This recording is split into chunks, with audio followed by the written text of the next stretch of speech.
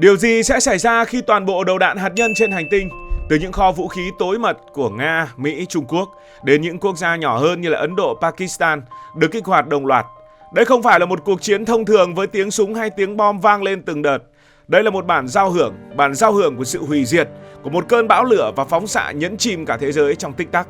Điều gì xảy ra nếu toàn bộ vũ khí hạt nhân trên trái đất đều khai hỏa? Kho vũ khí hạt nhân toàn cầu hiện nay ước tính có tổng cộng là 12.000 đầu đạn hạt nhân, có sức công phá cộng dồn khoảng 5.000 megaton, tức gần 5 tỷ tấn thuốc nổ TNT, rất khó để hình dung. Và để bạn dễ hình dung, quả bom thả xuống Hiroshima vào năm 1945 chỉ có sức mạnh là 15 kiloton, tức 0,015 megaton mà thôi, nhưng đã biến cả thành phố thành tro bụi, khiến 140.000 người ra đi ở trong chớp mắt. 0,015 megaton đã như vậy, còn đến 5.000 megaton thì như thế nào? Một quả bom 1 megaton sẽ mạnh gấp 66 lần quả bom thả xuống Hiroshima. Và nếu cả 12.000 đầu đạn hạt nhân này cùng phát nổ một lúc, năng lượng sẽ giải phóng vượt xa mọi cơn bão, vượt xa núi lửa, vượt xa động đất, vượt xa sóng thần từng được ghi nhận trong lịch sử trái đất. Đó là sức mạnh đủ để biến hành tinh xanh của chúng ta thành một đống tro tàn và ngập trong bóng tối. Hãy bắt đầu ngay từ những phút đầu tiên, khi các đầu đạn hạt nhân đồng loạt được phóng đi và lao xuống từ tên lửa xuyên lục địa. Nó phóng từ tàu ngầm dưới đại dương hay thả từ những chiếc máy bay ném bom tàng hình. Chúng sẽ được nhắm vào những mục tiêu tối quan trọng. Đó là các siêu đô thị như là New York, Moscow, Bắc Kinh, Tokyo hay thậm chí đâu đó ở Việt Nam. Các căn cứ quân sự ẩn trong núi, các nhà máy điện hạt nhân và các bến cảng nhộn nhịp cũng đều sẽ là các mục tiêu. Trong tích tắc, một quả cầu lửa khổng lồ xuất hiện, nóng hàng triệu độ C, nóng hơn cả lõi của mặt trời. Ánh sáng chói lóa đến mức bất kỳ ai nhìn thấy cũng sẽ bị mù lòa ngay lập tức. Mọi thứ trong bán kính hàng km, từ những ngôi nhà gỗ đơn sơ, những chung cư đổ bê tông kiên cố đến những cây cầu thép vững chãi, chúng sẽ bốc hơi hoàn toàn, không để lại dù chỉ là một hạt bụi. Con người trong khu vực này không có cơ hội để cảm nhận nỗi đau, họ sẽ biến mất ngay lập tức, cơ thể tan thành hơi nước khi não chưa kịp gửi tín hiệu sợ hãi. Sóng xung kích sẽ lan ra như một con sóng thần vô hình, di chuyển với tốc độ siêu thanh, nhanh hơn cả âm thanh. Nếu bạn đứng cách tâm nổ 10 cây số, bạn sẽ cảm thấy làn da mình bốc cháy như bị nướng trên lò than, mắt mờ đi về sức nóng, rồi xung kích ập đến, thổi bạn bay như một chiếc lá khô vào khoảng không hỗn loạn. Sau vụ nổ, lửa và sóng xung kích không phải là tất cả. Một kẻ thù âm thầm lặng lẽ hơn đang xuất hiện, đó là bức xạ. Những hạt phóng xạ vô hình, nhỏ bé nhưng chết chóc, lan tỏa trong không khí, thấm vào đất, ngấm vào nước.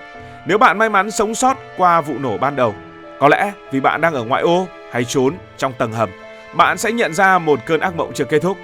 Một cảm giác buồn nôn kỳ lạ trào lên, đầu óc quay cuồng, cơ thể yếu đi như bị rút hết sức sống. Tóc bắt đầu rụng từng mảng, da nổi những vết bỏng đỏ kỳ quái dù bạn không hề chạm vào lửa. Miệng và mũi rỉ máu không kiểm soát, đó là dấu hiệu của hội chứng nhiễm phóng xạ cấp tính. Với liều bức xạ cao, cái chết sẽ đến trong vài giờ. Cơ thể bạn co giật trong đau đớn trước khi tắt thở. Với liều thấp hơn, bạn có thể kéo dài vài ngày, thậm chí vài tuần, nhưng mỗi phút trôi qua là một cực hình. Nội tạng sẽ phân hủy, hệ miễn dịch sụp đổ và những cơn sốt cao khiến bạn mê sảng. Hàng triệu người trên khắp thế giới sẽ chết như vậy, không phải vì ngọn lửa dữ dội mà vì những con ma vô hình từ các vụ nổ hạt nhân. Chỉ cần qua 24 giờ, trái đất đã không còn là hành tinh xanh nữa. Những đám cháy khổng lồ bùng lên từ các thành phố bị phá hủy, rừng rậm bị thiêu hủy, nhà máy hóa chất phát nổ, khói đen đặc dày đặc như nhựa đường lỏng bốc lên cao hàng chục cây số, len vào tầng bình lưu, tầng khí quyển từ 10 cho đến 50 km trên mặt đất.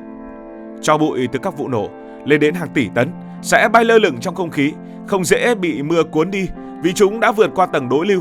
Chúng tạo thành một bức màn che phủ toàn cầu, ngăn chặn ánh sáng mặt trời như một tấm rèm sắt khổng lồ. Nhiệt độ bắt đầu giảm, ban đầu chỉ vài độ, nhưng đến cuối ngày, bạn có thể thấy hơi thở mình hóa thành khói trắng trong không khí lạnh giá. Ở những nơi như Hà Nội hay thành phố Hồ Chí Minh, vốn quen với cái nóng ẩm, người ta bắt đầu run rẩy trong những chiếc áo mong manh, không hiểu chuyện gì đang xảy ra. Khi ánh sáng mặt trời biến mất, cây trồng, từ những cây lúa, những cây ngô đến những vườn rau xanh tươi, tất cả chúng sẽ ngừng quang hợp. Lá cây vàng úa héo rũ rồi rụng xuống như mưa, để lại những cánh đồng trơ trọi đầy xác thực vật khô héo. Gia súc gia cầm không còn cỏ hay hạt để mà ăn, gục ngã từng đàn và chuỗi thức ăn sẽ sụp đổ. Những người sống sót bắt đầu tranh giành phần thức ăn còn lại. Hãy tưởng tượng cảnh hàng nghìn người chen lấn trước một siêu thị cháy xém. tay cầm gậy gộc, dao kéo, thậm chí cả những mảnh kính vỡ, sẵn sàng lao vào nhau để giành lấy một túi gạo hay một hộp cá cuối cùng. Nước sạch cũng trở thành xa xỉ. Sông hồ nhiễm phóng xạ, máy bơm ngừng hoạt động vì mất điện toàn cầu. Uống phải nước bẩn, bạn có thể ra đi ngay lập tức vì tiêu chảy dữ dội, hoặc nhiễm độc phóng xạ, cơ thể phình to vì phù nề trước khi ngừng thở. Chính phủ và quân đội sẽ không còn tồn tại để giữ trật tự. Những thành phố lớn như là Washington, Moscow, Bắc Kinh giờ chỉ là những hố sâu đầy tro bụi và những mảnh vỡ kim loại. Những mệnh lệnh cuối cùng từ các nhà lãnh đạo có lẽ đã kết thúc, và đó là những tiếng hét thất thanh qua sóng radio trước khi sóng xung kích quét sạch họ. Một tháng sau ngày tận thế, trái đất giống như một hành tinh xa lạ trong phim khoa học viễn tưởng. Nhiệt độ trung bình toàn cầu giờ đây có thể xuống dưới mức 0 độ C, kể cả ở những vùng xích đạo từng nóng ẩm như miền Trung của nước ta. Biển bắt đầu đóng băng ở những vùng ven bờ, những tảng băng trắng xám trôi nổi giữa đại dương đầy cá chết.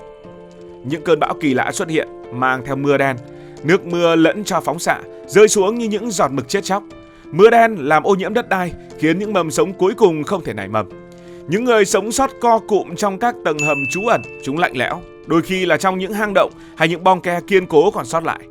Thức ăn giờ đây chỉ còn lại những lon đồ hộp méo móp, những gói mì khô cuối cùng, hoặc tệ hơn là xác động vật được tìm thấy trong đống đổ nát. Một số người trong cơn đói điên cuồng quay sang tìm đến đồng loại của mình. Một cảnh tượng ghê rợn không hiếm trong lịch sử khi con người bị dồn vào bước đường cùng. Một năm sau thảm họa, trái đất là một bức tranh u ám, lạnh lẽo và chết chóc. Bầu trời vẫn tối đen, dù lớp tro bụi đã bắt đầu lắng xuống đôi chút, để lộ những tia sáng yếu ớt của mặt trời.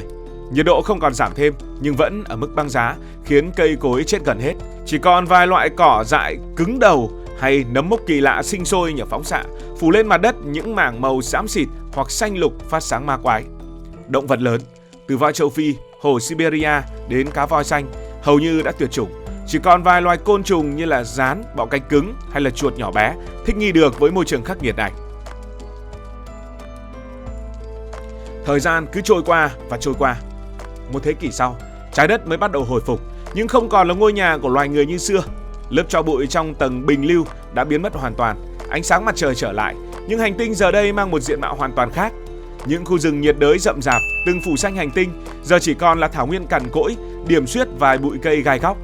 Những siêu đô thị kiêu hãnh như Paris, London giờ chỉ là những đống gạch vụn phủ đầy rêu xanh. Cây dại mọc lên từ những kẽ nứt của bê tông như muốn xóa sạch dấu vết của con người. Hệ sinh thái của trái đất đã thay đổi mãi mãi. Một số loài mới xuất hiện, có lẽ là kết quả của đột biến phóng xạ.